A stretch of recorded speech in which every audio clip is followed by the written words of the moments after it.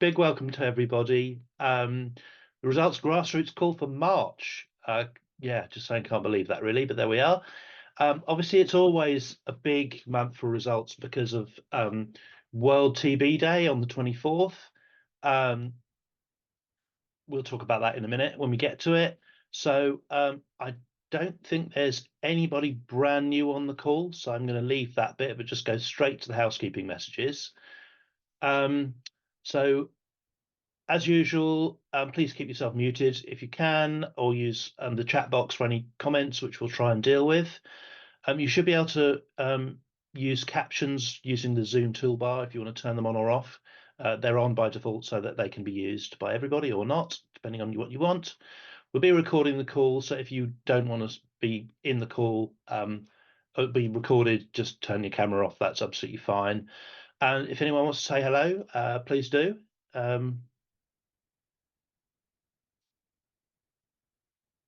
It's fine not to, of course. Just as it's now become our normal practice, we're going to keep the call open for another half an hour or so after 9 o'clock for those of you who want to stay, but that's not, of course, necessary if you don't. If you can't stay, that's fine. So I'll do the usual kind of review of what's going on this month that affects the work that we do as results. And I'll try and keep it a little bit shorter than usual. Okay, so first of all, on nutrition, so something we've worked on a lot, obviously, and in our January call, when we met to plan the year and talk about results strategy, all of that stuff, we told you we're expecting a Nutrition for Growth, or N4G, summit to happen in summer around the time of the Paris Olympics. However, things change fast, and since then, the French government has decided that that's not happening at that time. And we're currently not expecting the summit now to happen until early 2025. So in some ways, that's a bit disappointing because it means that the opportunity for the governments of the world to pledge resources to overcoming malnutrition will be postponed for a few months. However, on the other hand, it means there's more time for advocacy on the topic. So how that one works out, I think, is probably anyone's guess. So it's a subject we'll be coming to throughout the year. Not least, I should say, our national conference, which we now have a confirmed date for. So if you can write this down, please do. It's the 8th to the 10th of June, which is obviously the usual weekend, Saturday and Sunday, plus the Advocacy Day in Whitehall and Westminster on the Monday. So that's the 8th to the 10th of June. The title of the conference is Nourishing Change for a Sustainable Future, with a subtitle, How to Ensure Good Nutrition, Health and Education for All. So as you can see, we're going to cover a lot of the issues that we're working on month in, month out. Probably not a very catchy title, but it's hopefully it says what it does what it says on the tin, is the word, isn't it? We're going to say a little bit more about nutrition, perhaps, and some of the other issues. We haven't yet got a web page where you can sign up, but it is coming very soon. So for now, just hold the date if you can. And we hope to have the usual lineup of speakers and workshops on a range of development issues. As I said, we'll have a particular focus on nutrition, so there'll be a chance to learn a little bit more about that to prepare us for advocacy over the autumn period, encouraging the UK government to work with its French partners to ensure an ambitious Nutrition for Growth summit. We also hope to be able to meet the FCDO nutrition team, the civil servants, on the Monday, which we haven't quite got the time lined up, but they have said yes in principle. That's brilliant already. We've met them several years running now, and they're always really keen to meet us. So we'll get to learn a little bit about their plans for the summit as well. And they really have said on a number of occasions they really enjoy meeting results grassroots advocates.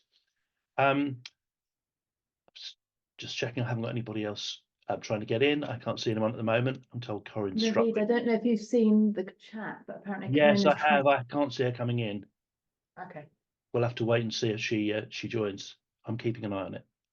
Okay, great. So next, I want to tell you about our plans for World TB Day on the 24th of March, which is coming up really soon.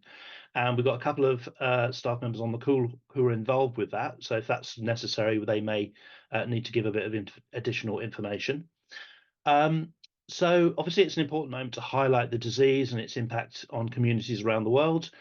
and it forms the backdrop of our March campaign action. And I'd also like, as speaker, we'll be talking all about that, so I won't get into that in too much detail. But I would like to share a few things about other what we're planning for this time. So, as you know, Results is pretty much the only UK-based organisation that does significant amounts of advocacy on the global impact of tuberculosis. And so, if we didn't campaign on that issue, that really wouldn't get the attention it needs. So, this is why it's a really important time for us. This time last month, I flagged that our senior policy officer on TB, Sahira Ramzan, has been writing a policy report on kind of the human impact of TB, making recommendations on how this requires tackling TB requires what's called a whole of society approach to tackling the disease. So this refers to the fact that it's not just about the medical facilities and resources that are needed, but a real recognition that TB is intimately connected with the conditions in society and poverty in particular, and how TB treatment and care is best provided by taking into account the community context, which includes not just only the medical services available, but also the economic impact on patients' families, all the different ways that can manifest, and crucially, the stigma faced by many TB patients. I think so. Has Sahira joined us on the call? Are you here? Were you able to tell us exactly when the report? First, welcome and congratulations on your report. Hi, Naveed. Hi, Oh, everyone. yeah. Secondly, are you able to say exactly when it's going to be published yet? Yes, it will be ready for the 20th of March. It might be a few days beforehand, but obviously we'll share it with the grassroots as soon as it's published. Yeah. Brilliant. Thank you. So I'm going to do a bit of a plug for the report.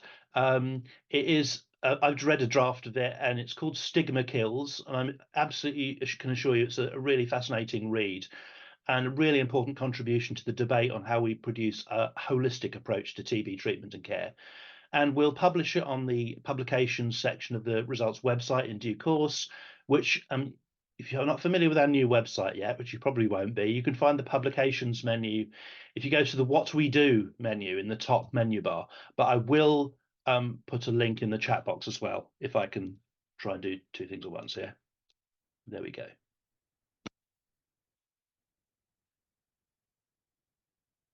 Okay, so next I'd like to mention our World TB Day parliamentary reception, which is now confirmed for the week before TB Day on March the 20th. That's a Wednesday, and it's between 10 and 11:30 in the morning. And TB Day is actually a Sunday this year, so that's why we're going early.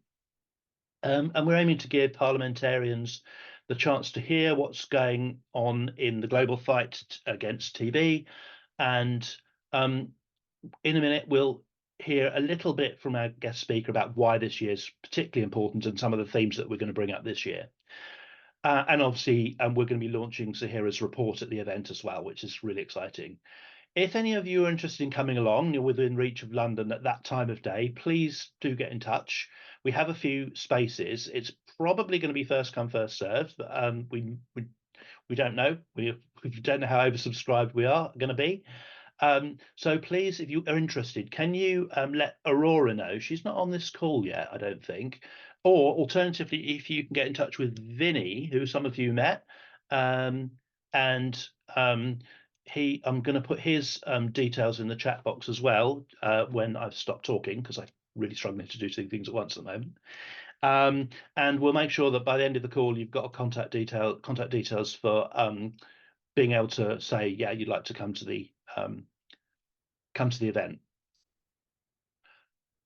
So normally I would say I'm handing over to Aurora right now, but she isn't here. So I've got a list of the things I hope she was going to say. So I'm going to hopefully do the normal roundup, but we've started by trying to sort of open it up to you guys and say, if any of you would like to describe some of the things that are going on in your groups. So I know that there have been meetings of the online group, the London group, and I think in Scotland as well. So if any of you would like to sort of open up your microphones and give a little account of what's been going on, that would be really great. And I've just noticed that Abbas from the online group has joined us. Welcome, Abbas. So if any of you would like to just tell us what's going on in your groups, that would be great.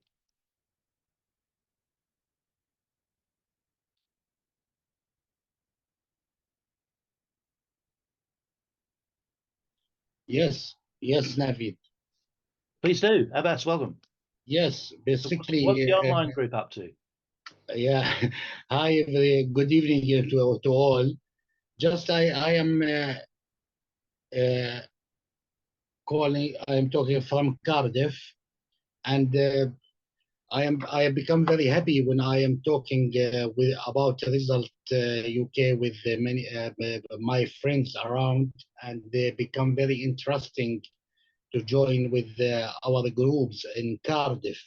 So I don't know about how many groups we have in Cardiff. So in Wales, sorry, in Wales.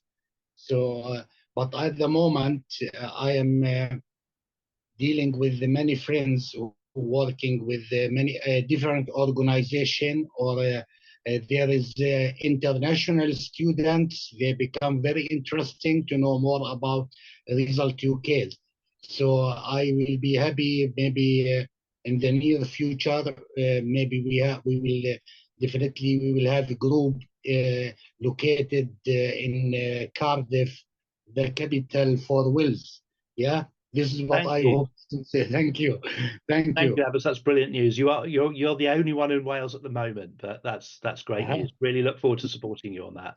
Fantastic. So it will be fine if we start from Cardiff, yeah?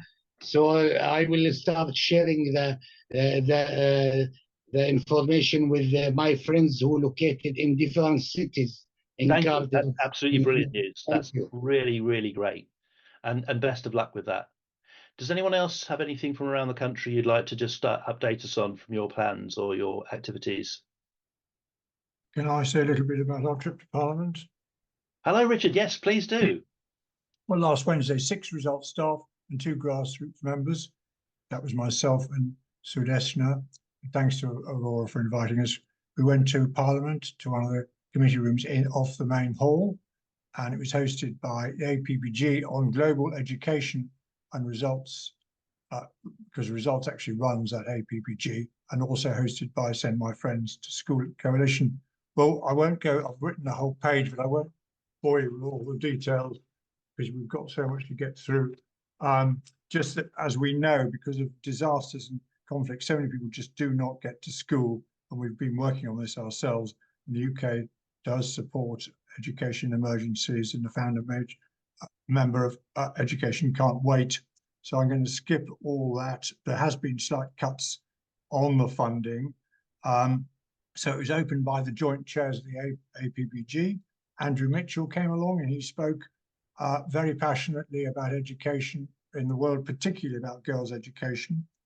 And the Education Cannot Wait executive director spoke.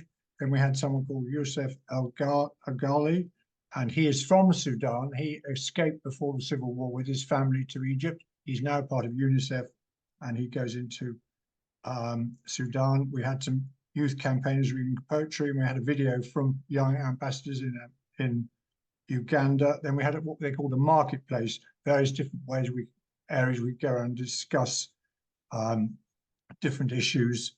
I actually was talking to the disability access about education around the world, and Jess, who is the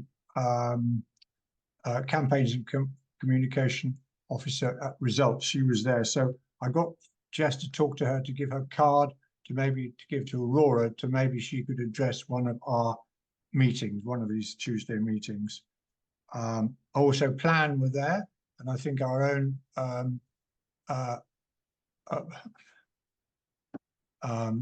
Aaron was with Plan, wasn't he? Plan International. Wasn't Aaron with Plan International? That's where he was before Results, wasn't he, Aaron? Oh, I don't know. They were there as he was. I met him as he was a volunteer when he worked there. They were given various things to do, right to MPs, right to the Secretary of State. And I did ask my MP, she couldn't make it, but there were 2 MPs there. So it was very interesting. 2 hours. I've given you 2 hours information in 2 minutes. Not bad. Amazing. Thank you so much, Richard. That's really great. And yeah, thank you for making the contact. That's really super helpful. Anyone else from around the country want to have just update us? Just a one-liner, Naveed, because we put on Google. Karen and I are hopeless with Google Docs, but we've just about managed to publish the list of ideas that the Scotland group came up with back in January. And I published it in such a way as to say, let's have all group members all volunteering for stuff. And it was fantastic because within hours, Kathy and Boulogne had both kind of jumped in there. And Kathy's actually realised that we have a festival in Edinburgh in June called the Meadows. And I think our plan at the moment, it's a bit of a nascent idea, but the plan is to have a stall there and maybe cover nutrition while we're there, or perhaps cover, you know, a range of different topics. I don't know if you want to talk to that, Kathy, but it's a first class idea. So that's the new thing we're running with at the moment. Just that it's in the centre of Edinburgh. If it's good weather, it's beginning of June, so it's a great place to meet all sorts. It's very central and it's in the university area, so you get a really good mix of people who are engaged with international development issues and totally not engaged but open to being talked into it. So it's quite a good general public venue, and hopefully we'll get a stall and we'll do something over the beginning of June weekend. So see how that pans out. Sounds like an amazing idea, and if whatever we can do to support you, just get in touch near the time. Really, it's a really great idea. Tony, you've had your hand up for a couple of minutes. Sorry, I didn't notice it straight away. Yeah, no, it's fine. I just wanted to update people that I've been working with the online group and slightly new to all of this, but I wrote to my MP, Anthony Brown, specifically asking about how he might support and engage in supporting the Sustainable Development Goal number 2. So I haven't heard anything back yet, but I think Aurora suggested that I should maybe chase perhaps this week and see if there would be a response coming back. But yeah, I had some really great help and support from the online group and also from Aurora as well. So thank you.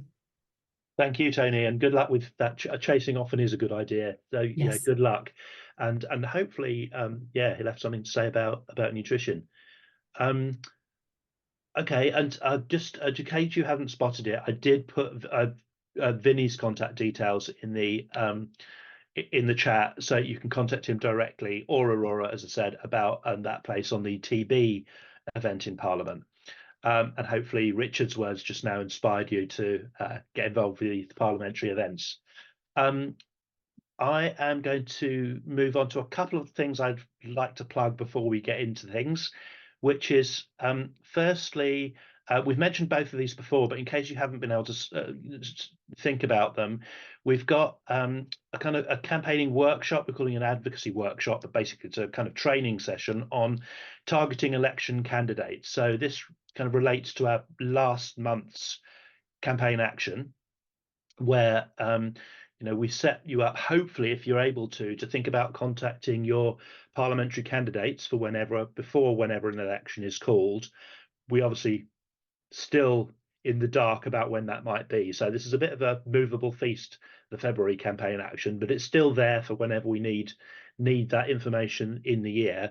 And we are doing a this, as I say, training event for those of you who want to learn a little bit more about how to go about it.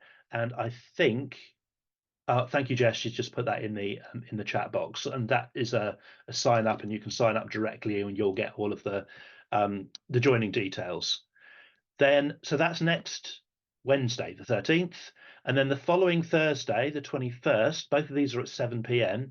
We are going to hear from Results founder Sam Daly-Harris, which I am super excited to hear about, and so he's going to be talking about his new book, as we've said already, and again, we're going to give you a link to how you can sign up for that. His book entitled Reclaiming Our Democracy, and he's talking about a concept which he calls civil courage, how you can make a difference, which should speak really well to what we do as results, given that it was all Sam's idea in the first place. Thank you, Jill, for telling us about your MP. We know there's going to be a lot of change this year. Had spotted Paul Scully, but there's a lot of others I know is changing, and then some of you I think might be expecting no change, but we'll have to see what that looks like nearer the time. So look, that's all the plugs from me. I haven't probably been quite as quick as I was hoping to. So yeah, massive thank you to everybody who's shared their plans. I'm going to just quickly leave the call open for anybody who I've missed.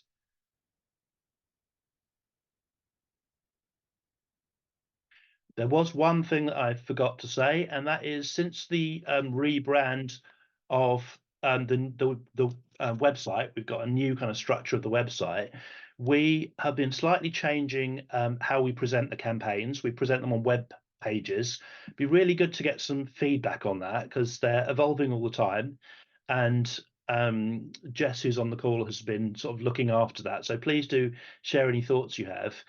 One of the changes that we've made is hopefully trying to make it simpler for you to tell us you've taken action. Instead of, we used to have an old Word document form, which I think went by the board years ago. Since then, it's been sort of email us, but we now have a little button that you can go and press on the main take action page. And you can literally then fill out a form there and it will come to us automatically. So if that's, again, that's just gone into the chat, it's results.org.uk/I-took-action. Bit cheesy, but there we go. And yeah, if that's helpful to some of you, then please feel free to use that. So that's it. On to the topic of tonight's discussion, which relates to the increasingly important global health risk of antimicrobial resistance, or AMR. So some of you might have come across this before. It's a few years since we've done any campaigning on it, but we're going to reintroduce it tonight and hopefully give a bit of an overview of what it all is about. And obviously, antimicrobial resistance, kind of it's sort of self-explanatory and kind of not. So it's where the microbes that cause the disease evolve to become resistant to the drugs used to treat them. So, for example, the decreasing effectiveness of antibiotics is an instance of this. So I'm going to introduce our guest speaker who can tell you a lot more, and in particular, why this has anything to do with tuberculosis. It's my absolute pleasure to introduce our very own Alex Runswick, who is Head of Policy Advocacy at Results UK. Welcome, Alex. Hi, everyone. It's lovely to be here tonight. Sorry I'm not here more often, but one of my roles outside of Results is that I chair the East End Women's Museum, and unfortunately we also have our meetings on Tuesday nights. But luckily we're not having one tonight, so I can be here with you. So as Naveed said, I'm Head of Policy Advocacy at Results UK, and just to very briefly say what policy advocacy is, because Results is slightly unusual in separating out policy and parliamentary. In most roles that I've had earlier in my career, I've always done both. So policy advocacy is when you have an idea of what it is you want to do. So obviously for Results, that's we want to end poverty. The policy advocacy side of it is when you decide how you're going to do that. Obviously, for most things that you want to do, there are lots of different ways that you could potentially do it. So policy advocacy is about deciding what you think is the best way to do it and building up your evidence case to explain why people should do it.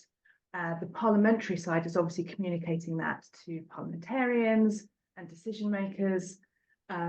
So we obviously work very, very closely together, policy and parliamentary teams at Results, but I just thought it might be helpful to explain a little bit about what policy advocacy is. So that's like where somebody like Sahira, who's in my team and the policy team, does the big reports about why you don't just need medicines to end TB. And then Vinny turns that into something that he can talk to MPs about and persuade them to get involved. So I thought that might just be a little bit helpful. And to say just very quickly a bit about me. I've been at Results for about 2 years now, or just over 2 years now.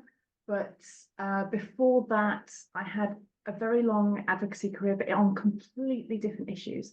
So I used to run an organisation called Unlock Democracy, which is a grassroots campaigning organisation, which campaigns for a written, or more accurately, codified constitution in the UK. So I've worked on everything and anything to do with democratic participation, freedom of information, House of Lords reform, our constitution, how to get more people involved in politics, how to get more people to register to vote, what kind of voting system we have, as well as anti-corruption issues and all kinds of other things. So I've done enormous numbers of advocacy campaigns that are local, devolved, UK and international level, but on completely different issues.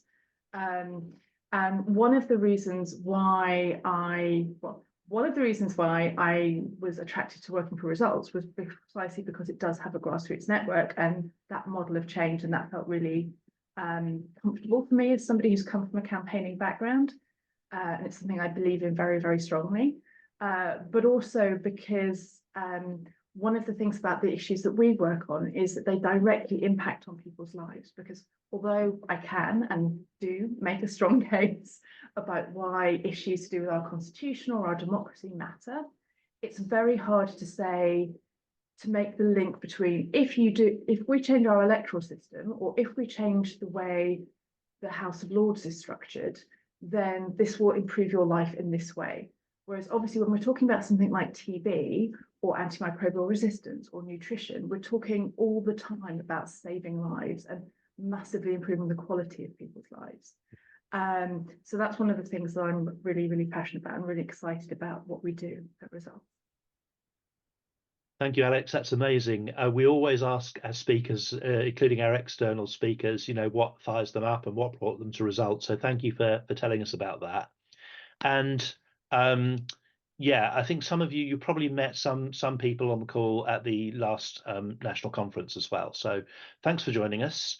And yeah, we're just going to move on now to the normal kind of pre-prepared questions to help our speaker get into the meat of the topic, and then we'll open up to the floor as usual. So I think we've got the first question coming from London. Is that right? That's correct. Go for it, Richard. Thank you very much. Why are we concerned about TB still? Aren't we yet seeing the answers to start to oh God, can't read my writing. The increase start to decline around the world. In other words, why is it still increasing rather than decreasing after all the work that's been done on it? Thanks, Richard.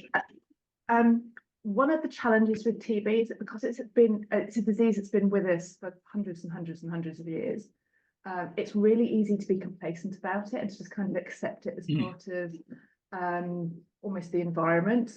So often when I'm trying to explain to people I've just met about like what it is I do for a job and things like that, and I talk about TB, they go, "Oh, is that back?" And of course, the reality is TB has never gone away. TB is the world's biggest killer in terms of infectious diseases. It was briefly overtaken during the height of the COVID pandemic, but it's now regained that not very good title. It kills around 1.3 million people a year. And even, even those people it doesn't kill, it has an absolutely devastating effect on, because the level of discrimination and stigma that people living with TB face is enormous, and it's devastating. And the reality is that we can end TB. It's a preventable, treatable and curable disease, and yet millions of people are dying every single year. So one of the challenges is obviously creating the political will, and we talk about that a lot, and that's why we get you to write to your MPs or write to government ministers, and why we have parliamentary receptions for World TB Day that we were talking about earlier. But the other thing we need to do is obviously to make sure that that money is spent on TB, because one of the challenges for TB is that the main place it gets money from is something called the Global Fund, which I know many of you will know about because we've done a lot of work on it in the past. But that's the main place that funds any work at all on TB, and only 18% of money from the Global Fund goes specifically to tuberculosis. So it's both the world's most deadly infectious disease and one of the least well funded. So a lot of what we have to do is challenge this idea that kind of TB is just there, it's a bit hopeless, it's somebody else's problem. And particularly for us in the UK, it's important to be aware that even in countries like ours that are described as what are called low incidence countries, which means that, you know, we don't have vast numbers of cases of TB, but we can still have TB outbreaks. And we did have one in Wales over 10 years ago. So, you know, TB isn't just something from period dramas, which is, I think, how most people in the UK tend to think about it. I'm sure you don't, because obviously you've been working with results and we talk to you about TB a lot. But, you know, when I'm talking to kind of people outside international development or outside campaigning, and I talk about TB, they go, oh yeah, no, that was Victorian, wasn't it? And it was, but it also still is. So sadly, TB is not on the decline. It's very much here now. It's killing millions of people, and it's also destroying the lives of countless others. And that's why it's really essential that we work on it now. Thank you, Alex. That's really clear. And I know many of you on the call, you know, a lot of that won't have been news to you. Perhaps the COVID stats might be new to you, but we also, you know, have a few people who may not have heard of that sort of basic set of quite disturbing facts, I suppose, if we think about it. And really hope that kind of summary helps you to sort of think about how you're going to explain this to people, such as potentially, you know, an MP who's not really engaged with this before. So really great to hear that sort of overview. And can we now move to the second question, which I think is coming from Cheshire? Yeah, hi David, it's Jen here from Cheshire. Hi, Jen. Hi there. Our question is, why is it important to campaign about tuberculosis now? Well, one of the reasons is the fact that it is absolutely possible to end it. As Naveed's already mentioned earlier in the call, there are these things called the Sustainable Development Goals.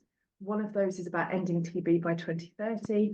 It is absolutely possible for us to do that if we have the political will and if we have the investment in diagnosing, treating and developing vaccines for TB. So partly it's the fact that it's killing millions of people, partly it's the fact that we absolutely can end this.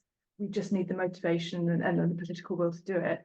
But also it's because there's an event this year called a UN high-level meeting. You may have heard of this before. There was one last year specifically on tuberculosis. What this means is that countries are coming together within the United Nations to discuss antimicrobial resistance. And so this is an opportunity for us to talk about the impact that tuberculosis has specifically on antimicrobial resistance. I'm just going to very briefly explain a bit about what that is. So AMR, as Naveed said, is about when diseases become resistant to the treatments that we have for them. We tend to think of it as being about bacteria, and it often is about bacteria, and obviously TB is a bacteria, but it's not just that. It can also be viruses, it can be fungal infections, it can be parasites. It's anything that can cause a disease can become resistant to the treatments that we have for it. And drug resistance in tuberculosis is huge. I won't inflict all of the different acronyms on you, but there's a very broad category of diseases called drug-resistant TB. And that causes around 400,000 deaths a year, but it's very difficult to diagnose. Many people aren't diagnosed with it and don't know that they have it. And obviously that increases the risks of them being infectious and transmitting the disease to other people. So tuberculosis is one of the diseases that most contributes to antimicrobial resistance as a problem within global health. And antimicrobial resistance is a huge problem in lots and lots of different ways. So it leads to the deaths of about 5 million people, which is obviously a massive problem. But it also means that there are things now that we can currently treat and can manage that we know in the future we're not going to be able to. So it's something that we know is going to be a growing problem in the years to come. The other thing to be aware of with AMR is that it's, although we obviously refer to it mostly in terms of humans, it affects animals too. It's one of those issues that comes under something that we call One Health, which is basically the interaction between animal health and human health, and the recognition that many diseases can and do travel between the two. So it's the idea that obviously if animals that are in our food chain are being fed antibiotics, for example, that can also increase antimicrobial resistance. So this is something that is already a huge problem, and that we know is going to become an even bigger problem in the future. So why it matters this year is because there's going to be a UN high-level meeting specifically on antimicrobial resistance. And it's one of those issues that, although it's massive, it's also very disjointed. There aren't any people or organisations that organise kind of civil society campaigns on things like AMR. It's considered super technical, super difficult. It's all a bit obscure.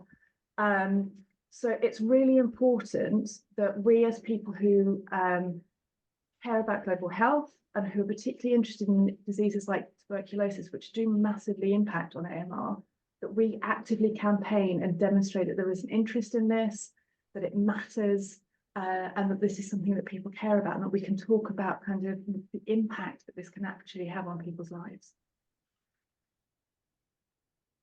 Thanks, Alex. I'm sure there's going to be a lot of questions coming up on that, but I mean, we really needed to hear that sort of slightly, not immediately obvious to the someone who doesn't know about these things, how that one disease, tuberculosis, and this wider agenda fit together, and what the world's doing about it. And I'm sure we'll come back to that a little bit later in the call. So thanks for kicking that off. And then lastly, before we open to the floor, can we have the last question from Stork Valley? Yes, can you hear me? We can. Great. Okay, so this is, the question is, what do we hope the government will do to help solve the problem? There are lots of things we want them to do, as you would expect. One of the things that we want them to do is obviously to engage very strongly with the UN high-level meeting. Because as I said, these high-level meetings are about countries coming together to negotiate and to agree targets for the entire world to deliver on. And it's really important that the UK government is there, is playing an active role, and is pushing for really strong targets. But there are other things that they can also do. Obviously, they can give money to the Global Fund, which will help fund TB. They can invest in research and development. I know it can be challenging sometimes when you're campaigning and you're trying to influence the government, and sometimes there are some issues where they do agree with you and some issues where they're less excited about. Research and development is one of the areas where the current UK government is quite motivated and is quite interested in. So it's one of the areas that it's much easier for us to engage with the UK government on. So one of the things the UK government can and does do is they invest in something called product development partnerships. And again, I'm sorry, this is another technical bit of language, but basically it's they're a public-private partnership that is a not-for-profit organisation that works to develop diagnostics, treatments, and vaccines for particularly difficult and neglected diseases. So there's one that we work with specifically on tuberculosis, but it's not just private pharmaceutical companies who are trying to develop these new tests and develop new medicines. Because one of the big challenges with TB is not just that it's a difficult disease that many people have, or that it's linked to very, very strongly to the social conditions that people are living in. Everything from architecture to nutrition and everything in between impacts on tuberculosis. But another of the challenges is the fact that the treatments are often very old, that they don't necessarily work on all of the different types of TB, and that it can be very difficult to be accurately tested. We assume, particularly in the UK, that if you go to a doctor, you'll get given a test and you will find out this is the disease that you have, this is specifically what it is, and therefore you need X, Y, or Z drug or treatment. But often when people go to a doctor and the doctor thinks that they might have tuberculosis, the kind of testing they get is the same kind of test you would have seen in Victorian times. And it's only about 50% accurate, which is one of the reasons why drug-resistant TB is so challenging, because if they have that kind of test, that you might, if you're lucky, discover that they have TB, but you won't know what type of TB that they have. So they'll probably put on the first standard course of treatment, which usually lasts 6 months. And if they're lucky and it is this, you know, a form of TB that is treatable by those drugs, then they will have 6 months of treatment and they should be cured. But they might not. They might have one of the very many forms of drug-resistant TB. And at what point during that 6 months does the doctor realize that, okay, these drugs aren't working, which ones do we try next? And that not only prolongs the treatment time that somebody has, it's very debilitating and very distressing, but it also obviously impacts on this idea of antimicrobial resistance, because the more you're giving people drug treatments for something that it just won't work for, the more you're increasing the risks of creating greater resistance. Sorry, that was all a bit technical. Really important to hear that, though. Thank you so much. I think there's a lot of detail when we get into the research and development side. So we'll get into some questions. I've already seen a lot of really good questions already go into the chat. Feel free to carry on doing that. Or if any of you would prefer to text them to me, my phone number is 07906 662 571. So for any technical reason you'd like to do that rather than go and type into the chat, please do, which is 07906 662 571. Or you could just do that traditional old-fashioned thing and start speaking. So anyone just want to start speaking? And if you've got a question for Alex, or if we get into areas where Sahira or Vinny would like to chip in, then please feel free to do so. So anyone want to ask a question? Yes, Naveed. Alex, Reg from Paul. You touched on research and development then in the last question. A year ago, we wrote or contacted Andrew Mitchell asking that the UK invest more money. You say that they do invest. Did they actually invest more in 2023? And am I right in thinking, I'm not sure whether this is correct or not, that the money that goes to the Global Fund for TB cannot be used for research and development?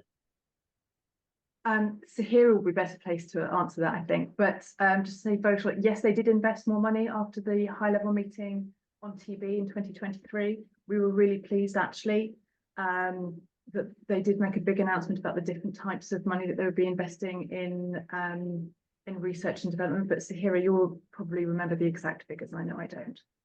Yeah, that's fine, Alex. Yeah, so we got a big pledge at the high-level meeting in September last year. So it was 495 million, so just under $500 million.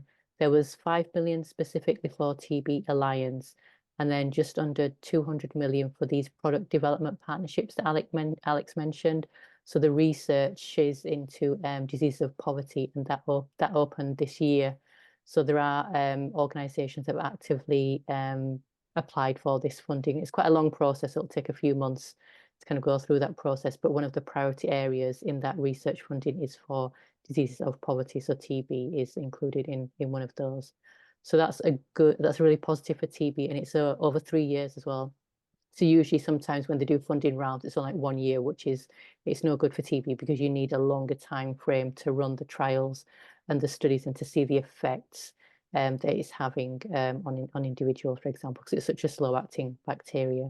So we have that. Yeah, and as far as I know, for the Global Fund, yeah, the money that goes direct to the Global Fund is not for research and development, as far as I know. Yeah.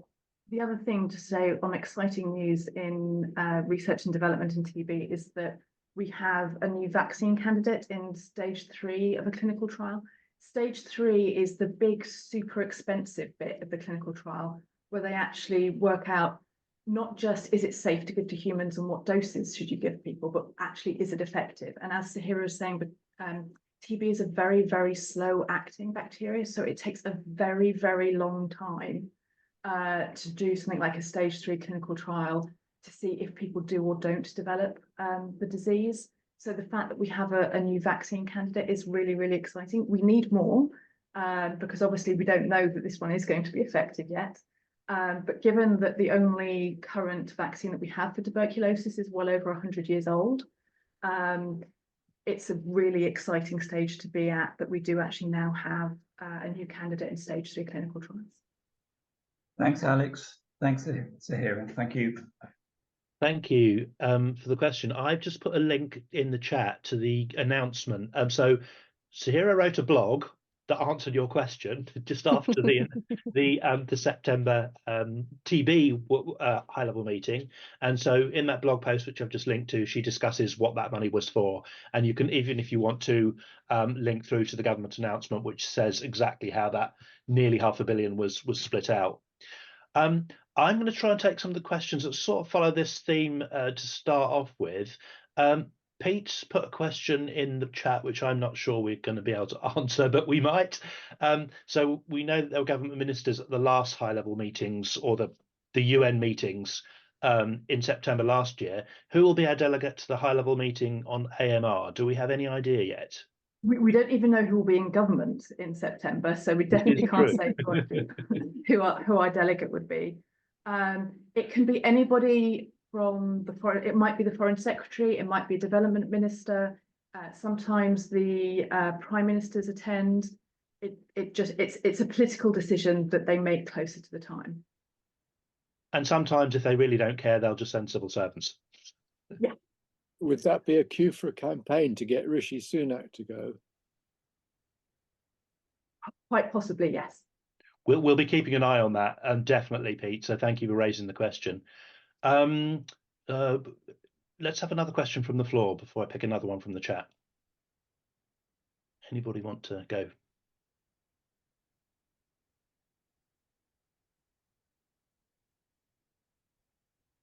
I'll go. Which drug company in particular is working on TB? I don't know so much about the drug companies. I mean, in terms of some of the specific drugs, I know that Johnson & Johnson manufactures one of the main ones called bedaquiline, which is for drug-resistant TB.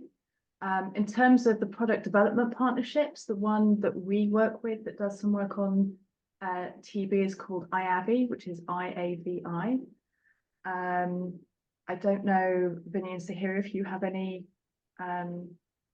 more that you'd like to say about which drug companies work on TB drugs? Yeah, so as part of the IAVI partnership, they work with a range of different organisations, and some are based in Europe doing research on this. So there's a couple of European ones which I'll have to check the name of, but also they can be working with the Serum Institute in India. So they're a pharmaceutical manufacturing company, which is, huge. I think they've been kind of tasked to do the malaria vaccine, for example. They're one of the biggest vaccine manufacturers in the world.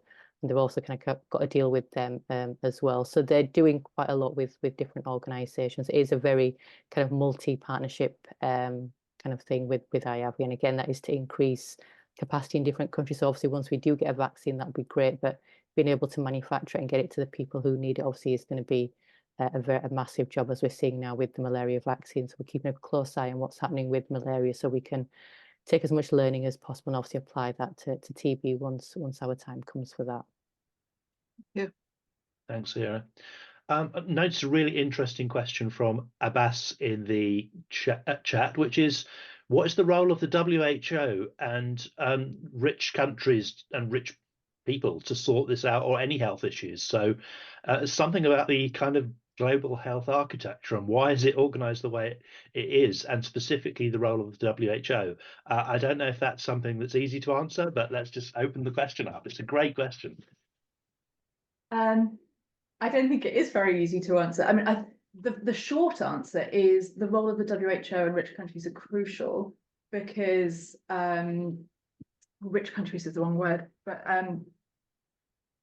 countries like the UK can provide funding, they can provide political support, they can provide technical support. It's really important.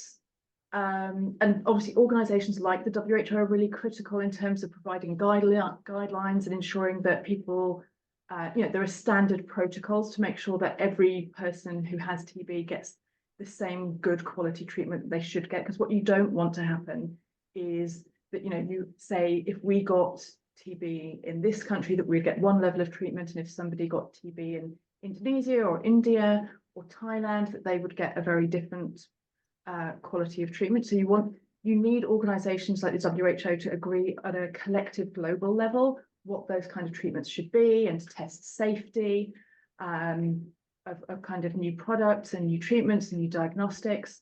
But it's really important with TB, but also with other issues, that actually communities are very actively involved in helping shape what that treatment looks like.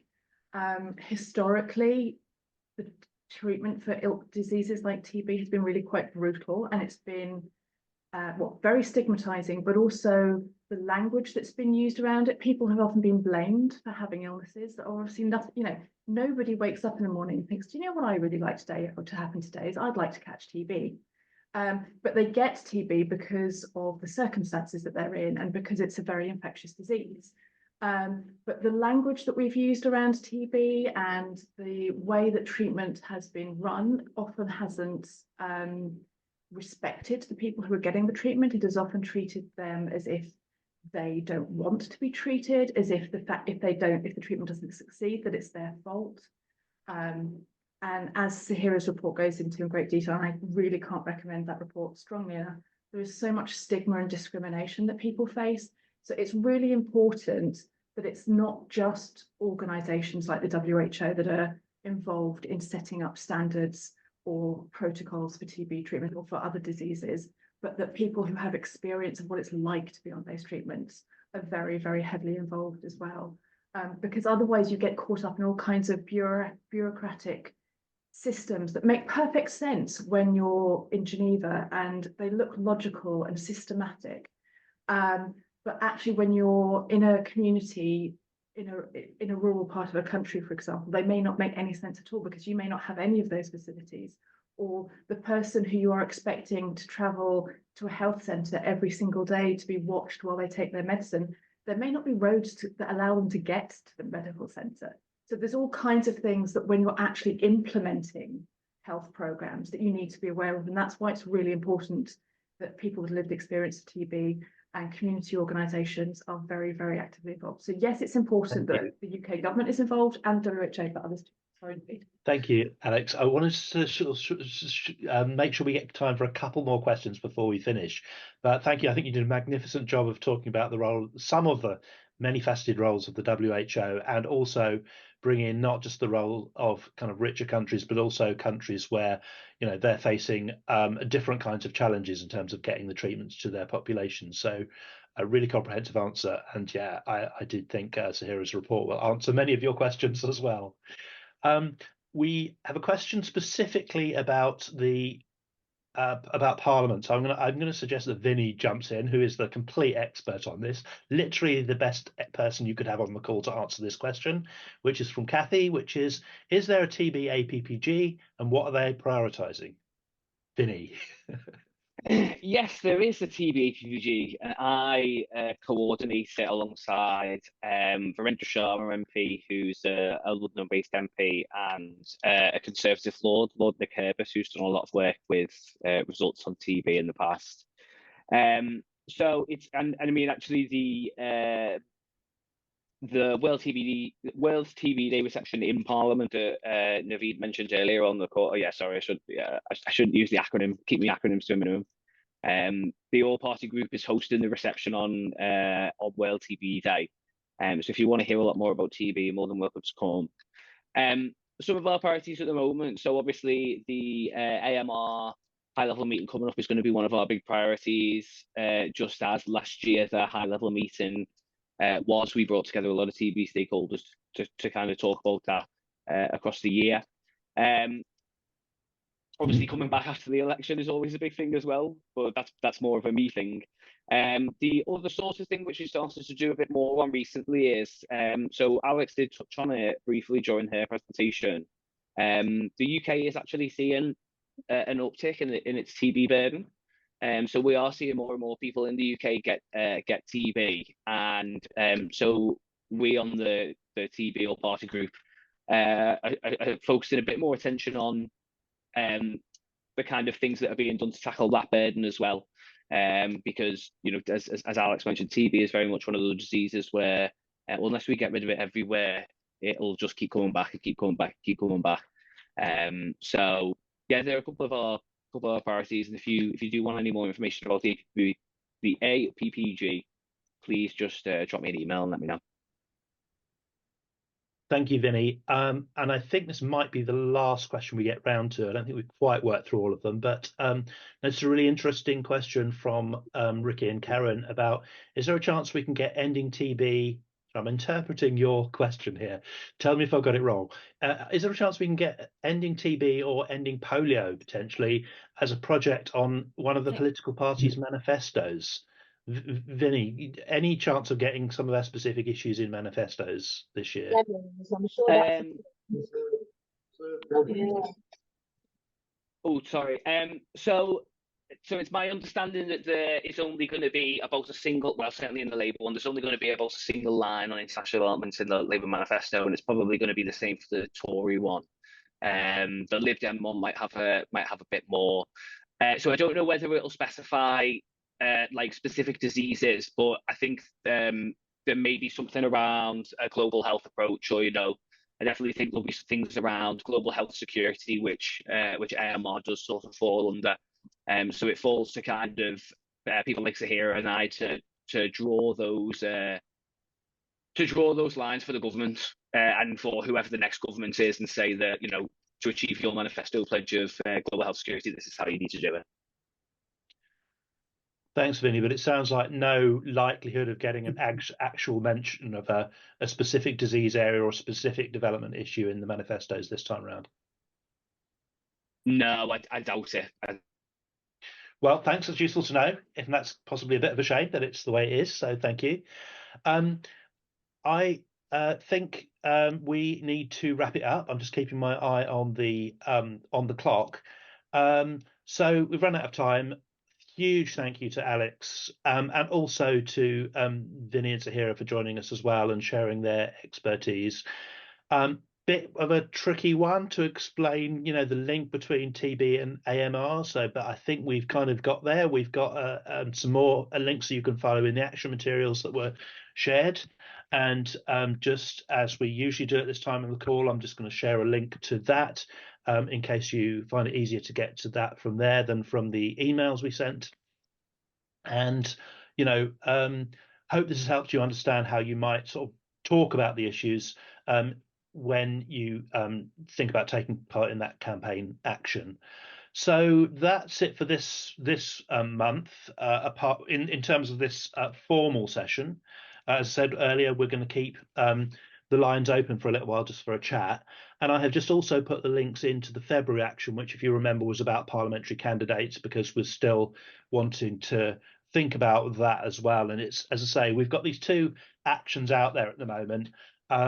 Use your own judgment about what works in your constituency, whether it's, you know, writing to your MP about AMR and TB, or starting to get hold of all of your PPCs, parliamentary candidates, or both. And if you're ever in doubt, do just give us a call or drop us a line. We'll try and help out if you think you need any advice, which you may well not. So next call, as always, is going to be the second Tuesday of April. Sorry, the first Tuesday of April, which is the 2nd of April at 8 p.m. The first Tuesday of April, Tuesday the 2nd of April. And yeah, if you're not staying for our sort of informal chat, thank you so much as always for your advocacy efforts, and good luck with this month's campaigning. And yeah, thank you so much, and enjoy the rest of your evenings.